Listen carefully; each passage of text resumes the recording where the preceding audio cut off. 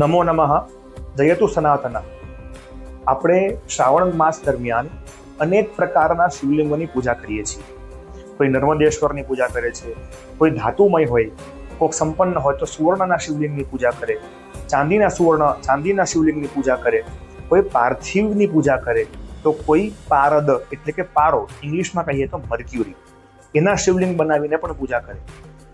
શિવપુરાણની અંદર બહુ સુંદર વાત મળે છે કે પારદ શિવલિંગને રસલિંગ કહેવામાં આવ્યા. આ રસલિંગની એટલી મહત્વતા છે, જે ઘરની અંદર એ નિત્ય પૂજાય છે એ ઘરમાં વાસ્તુ દોષ રહેતો નથી.